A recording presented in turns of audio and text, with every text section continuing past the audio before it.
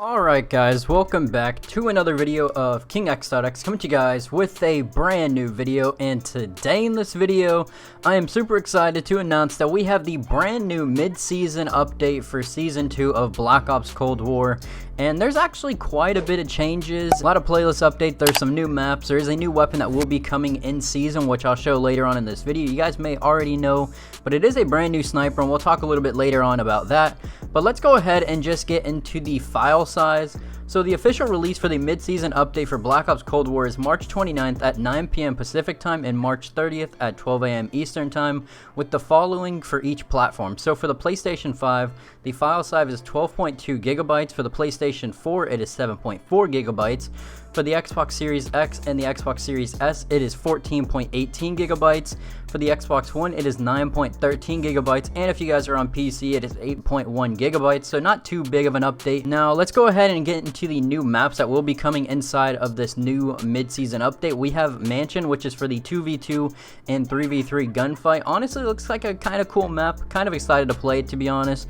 We also have Golova multi-team. This week, Golova joins a map rotation at Black Ops Cold War's biggest multiplayer battles to date. Squad up and drop into our new multi-team playlist, including the all-new 40-player hardpoint. That also includes 10 squads of 4, so absolutely kind of crazy. The next map we actually have, and there's actually prop hunt to go along with this map, is Miami Strike. If you guys were aware, prop hunt kind of disappeared from Black Ops Cold War for the past week or so, and it is officially returning, and you will be able to play Miami Strike on it, which is the more shortened down, smaller, bright version of the original Miami Strike. And there is actually some news that the actual normal Miami map will be kind of removed from playlists, so we'll talk a little bit more on that later.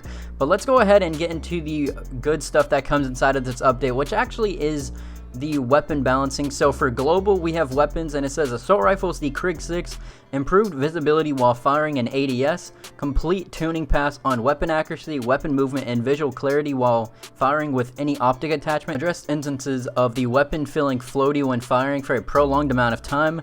For the FFAR, increased ballistic speed by 12.8%. For the Groza, increased maximum damage range. As for the attachments, complete tuning pass in the muzzle and underbarrel attachment that affects recoil on assault rifles.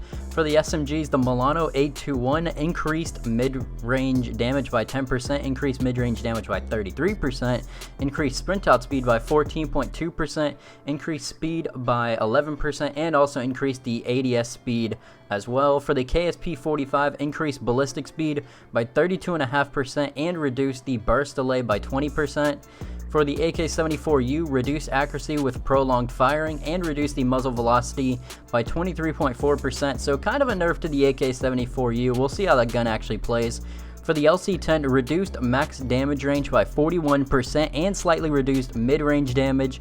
So the Lc10, which was one of the new weapons that were added in Season 2, kind of sucks, but the gun got nerfed pretty much to the ground, it seems like. So I don't think many people are really going to be running this gun anymore after they hear this news. For the MAC-10, modified a bullet pattern to add slightly more horizontal trajectories.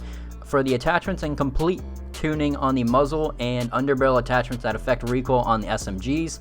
For the light machine guns, we have the Light Machine Gun Alpha, reduced maximum damage range by 25%. For the sniper rifles, they disabled glint effect on sniper rifles with iron sights. I think that should have been already disabled by default anyways. For the pistols, 1911 increased ADS speed by 11%. For the mag, slightly decreased hipfire accuracy. For the dual wield, bullet trajectories are now varied when firing both guns simultaneously. Redesigned the 4.7-inch takedown barrel attachment to a tight snub barrel. This attachment now adds damage to both. For the launchers, the RPG-7 slightly increased blast radius, greatly increased the lengths of the straight rocket flight path. Talking a little bit about the multiplayer maps, Miami Strike 6v6. Miami Strike added to the 6v6 rotation and multiplayer modes. Miami Strike will now replace the original Miami map in all core modes except for Combine Arms, Search and Destroy, and VIP Escort. Miami Strike 24/7 playlist also added. 24/7 playlist also available at launch, which I kind of find this interesting that the original Miami map, which I know a lot of people didn't really like, is actually getting removed from pretty much all 6v6 playlists, which is actually kind of crazy. I thought they would have probably left it, Kind of like back when Modern Warfare Remastered had Bog and they also had Beach Bog. I don't see the whole point of kind of removing a map. I know a lot of people didn't really like it, but it kind of just slows down the content. I actually kind of like the normal map. For Mansion 2v2 and 3v3, Mansion added to the rotation and gunfight and face-off, and for Golova multi-team, it has also been added to the multi-team modes as well.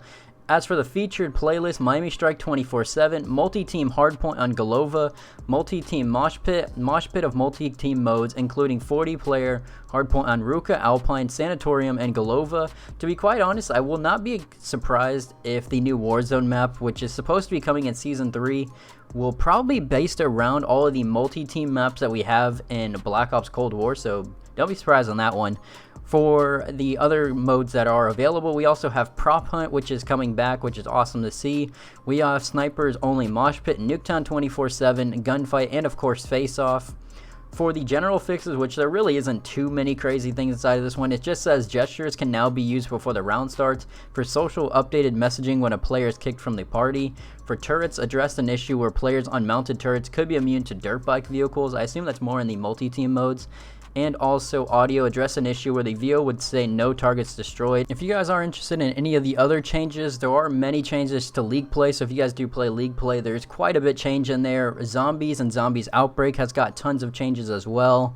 I usually like to focus more on the multiplayer side of things, so really I'm not really going to talk about the Zombies and Dead Ops Arcade 3, which actually got a ton of visual changes and a ton of general gameplay fixes as well. Onslaught, which is the exclusive mode on the PS4 and PS5, also has tons of different changes and a bunch of new featured playlists.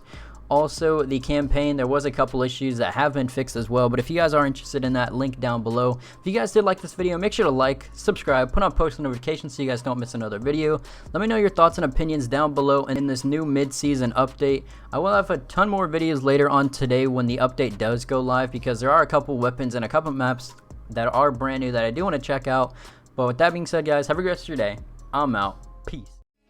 I won't be stopping until I be hopping up out of the Rari. Yeah, roll with my team, keeping it clean, the life of the party. Ay, that ain't my girl, that's just another one of them little shorties. No one can stop me, it's too late, I'm sorry. Hop out the Rari. Yeah, they didn't think that I would get it popping, but now they be calling. Ay, get to the bag, I won't fumble and give it.